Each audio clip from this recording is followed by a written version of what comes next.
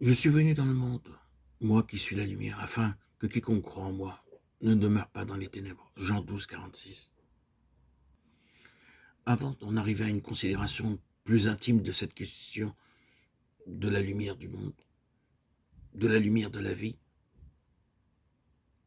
permettez-moi seulement de vous poser une question simple mais très directe. Pouvons-nous tous dire en toute sincérité de cœur que notre désir est réellement d'être dans le dessein de Dieu, de savoir ce qu'est ce dessein et d'y être entièrement? Tout dépend de l'intérêt qui est le nôtre. C'est une question très pratique. Elle devrait immédiatement nous débarrasser d'un simple intérêt pour la vérité elle-même, du seul souci d'accroître notre connaissance ou notre simple information des choses spirituelles. Si nous regardons dans notre propre cœur en cet instant, et faisons-le, chacun d'entre nous pour sa part, pouvons-nous réellement dire que nous avons un désir sincère et fort d'être dans le dessein, dans le grand dessein éternel de Dieu? Sommes-nous préparés à nous livrer au Seigneur en ce qui concerne son dessein, dans un abandon absolu dans lequel, en accord avec lui, nous avons maintenant accepté de le laisser agir librement en nous, sans s'arrêter à rien, pour nous faire entrer dans son dessein éternel, quel que soit le prix à payer?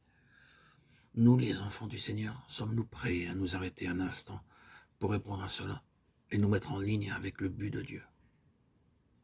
Je sais que quelques-uns d'entre nous, nous en sommes là, et que nous n'avons pas besoin d'être exercés à cet égard. Mais c'est pas aussi que d'autres aient regardé ces choses comme étant assurées, car ils sont chrétiens, ils sont croyants, ils appartiennent au Seigneur, ils sont sauvés.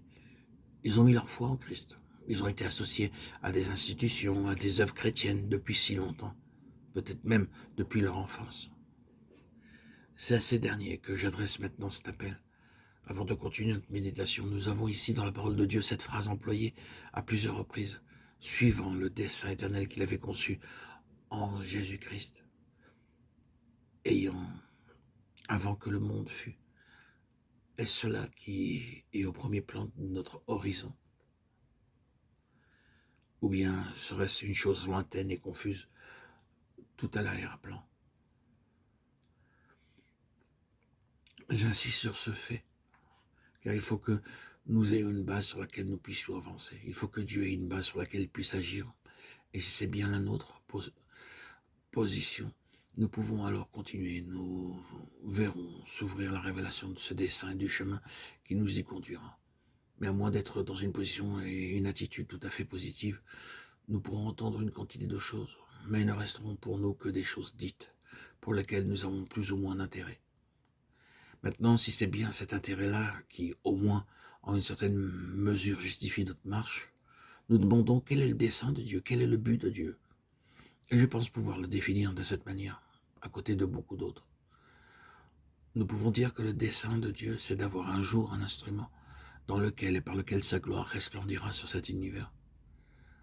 Cela nous est montré par la nouvelle Jérusalem qui descend du ciel d'auprès de Dieu, resplendissante de la gloire de Dieu, sa lumière semblable à celle d'une pierre très précieuse, d'une pierre de jaspe, claire comme le cristal, resplendissant de la gloire de Dieu. Voilà le but que Dieu a en vue pour un peuple, qu'il soit dans un sens spirituel pour son univers d'intelligence spirituelle, ce qu'est le soleil pour cet univers, que les nations même marchent à sa lumière, qu'il n'y ait besoin ni de soleil ni de lune, puisqu'il n'y aura pas de nuit. Cela nous dit simplement que Dieu veut avoir un peuple plein de la lumière de la connaissance de la gloire de Dieu. Ce sera la fin. Or, Dieu commence à agir en vue de cette fin dès qu'un de ses enfants est né d'en haut, car cette naissance même, une nouvelle naissance d'en haut, est la dispersion des ténèbres et l'apparition de la lumière.